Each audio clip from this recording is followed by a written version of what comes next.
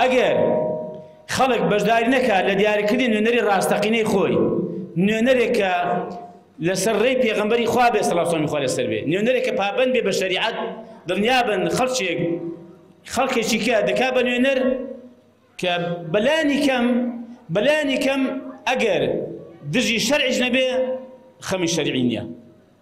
کە بەڕاستی ئەمە لە خولەکانی ڕابردووی پەرلەمانی کوردستان و لە پەرلەمانی عێراقیش بەڕاستی خەڵکێکمان بینیوە کە پرۆژەی یاسای دژە دینی هێناوە، پێچەوانەی دین، پێچەوانەی دەقی قورئان. حەزەکەم بیزانن ئایا ئێمە خەڵکی مسلمان دەبێت ڕازی بین بۆ کە خەڵکانی نوێنەراتیمان بکەن کە سبەینێکە دژی دینمان، دژی قورئانمان، دژی خوا، دژی پێغەمبەری خوا یاسا دەربکەن سەڵاو سەلامی خوا لەسەر بێ. ئەمە بابەتی سەرەکی بەڕاستی پەرلەمان و دیاریکردنی نوێنەرەکانی خۆمانە. ئەو نوێنەرانەیە کە دوێنێ نوێنەراتی خەڵکیان کردووە هەر ئەوان هەڵبژێدراونەوە، نەگۆڕاون، هەمان ئەنجامی دەبێت. یان دەتەوێت کابرایش ستەمکار، کابرایش خۆڕەخکار کە دوێنێ نوێنەراتی کردووی ئەمڕۆ هەڕی بژێرێ پێ دوایە ئەمە چاک دەبێت بەیانی چاکە لەگەڵ دەکا، دەسۆزە دەبێت، خەمخۆرە دەبێت، مستەحیل ئەمە ڕوودا، دەبێت بیگۆڕی. ئێمە ڕازگۆ بووین لەگەڵ خەڵکی خۆمان، ئێمە ڕاز بووین لەگەڵ بەڵێنەکانمان، ئێمە ڕاز بووین لەگەڵ هەموو ئەو دروشمانەی لە کاتی خۆیدا بەرزمان کردوتەوە.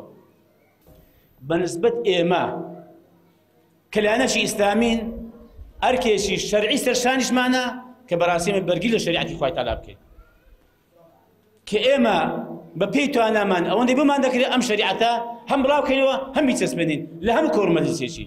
ئەم دەنجی ئیسلامی و ئیسلامیەکانە لە هۆڵەکانی پەرلەمان لە عێراق، لە هەرێمی کوردستان، لە ئەنجومەنی پارێزگاکان، لەو شوێنانە کە بەڕاستی نوێنەراتی خەڵکیان کردووە، هەر ئەوان ئەو دەنگە زوڵارەکە باسی ئیسلامیان کردو، باسی خوایان کردو، باسی ئەخلاق و ڕەوشی میلەت و خەڵکی خوانیان کردوێ. توخوا ڕۆژێک ئێوە بینیوتانە نوێنەری لایەنێکی عەلمانی،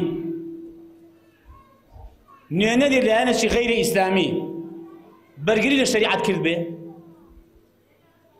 بەرگری لە ئاەتێکی خوای تەعالا کرد بێ، بەرگری لە چەسپاندنی یعنی بابەتێکی شەرعی کرد بێ، یعنی هەوڵی دابێ کە بابەتێکی ناشەرعی و کە خوا نەهی لێ کرد بێ لا ببا. بینیتانە